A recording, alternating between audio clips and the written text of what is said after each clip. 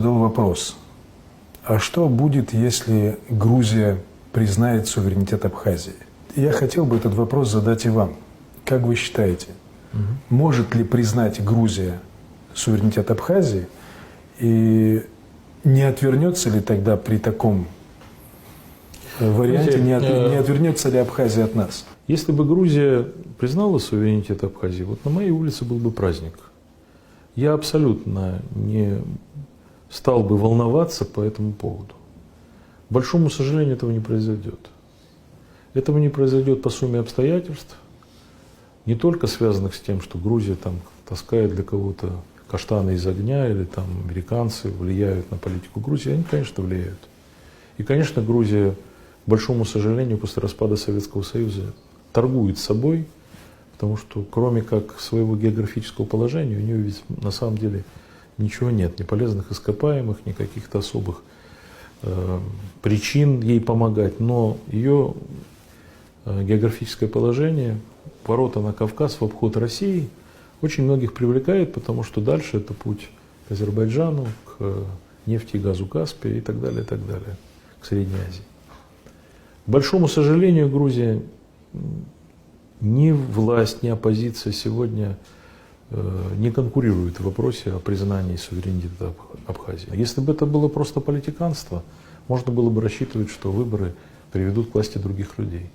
Но вы посмотрите, что говорят грузинские художники, поэты, писатели. Мы же ведь помним, что писал Чагу Амиреджиби, которым мы увлекались в Советском Союзе, про абхазов. Что говорит Вахтанг Кикабидзе во время самих конфликтов и после них. То есть это глубоко въелось в сознание. Почему-то им кажется, что они вот вправе считать эту территорию своей. И с этой точки зрения такой перспективы нет. Какие перспективы развития Абхазии вот, в ближайшее время вы видите? Ну, я хочу сказать, что Абхазия пережила целый ряд политических катаклизмов. Вы прекрасно знаете. И предшественник нынешнего президента, и предыдущий президент вынуждены были уйти не добровольно, вынуждены были уйти в отставку в результате народного возмущения. Мне кажется, что Абхазия не очень успешно проходит испытания медными трубами, и это проблемы серьезные, они связаны еще и с тем, что впервые абхазский народ за 1000 лет проходит испытание государственностью. Это не так просто, как кажется. И это требует понимания и со стороны тех, кто управляет, и со стороны тех, кем управляют.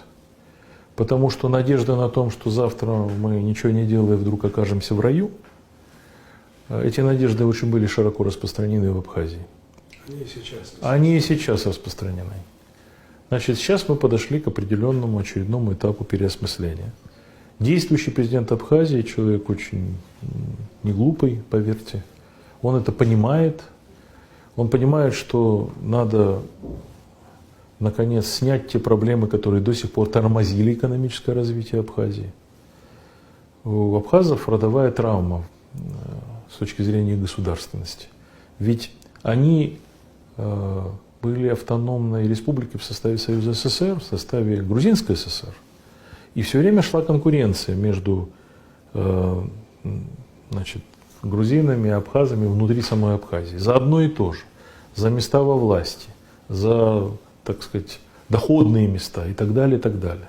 Все это, в общем, заложило основу для последующего конфликта.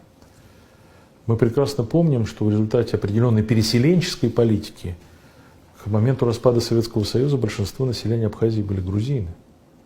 И абхазы сами в районе 20% населения. То есть половина населения были грузины, половина не грузины, в которых было меньшинство абхазское.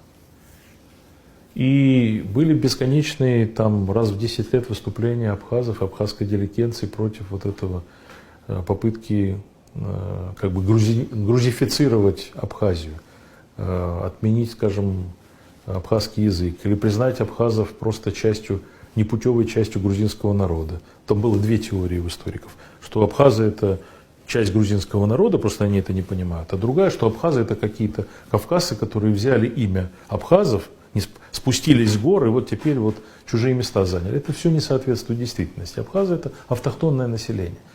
Но в результате у них возникло преувеличенное у абхазов беспокойство за все, что их окружает, за свою Абхазию.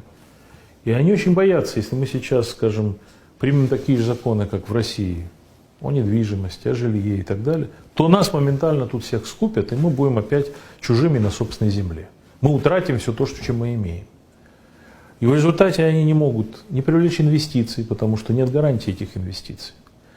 Они с трудом осваивают деловую этику, потому что одно и то же продается по нескольку раз. А если вы состоите с какими-то абхазскими предпринимателями в каком-то совместном деле, то очень часто эти абхазские предприниматели считают, что все им должны. Что тот факт, что они здесь в Абхазии, означает, что кто-то деньги вложил, но это не важно, это же мое все. Но, к сожалению, испытания медными трубами трудно проходит Абхазия. Сейчас как раз настало время решений, когда надо двинуться вперед. Если абхазы в состоянии это будут сделать, то есть перспектива. Если не в состоянии, то тогда, конечно, судьба Абхазии как государственного формирования, она будет все время сложной. Она все время будет повторяться вот эти вот внутриполитические катаклизмы.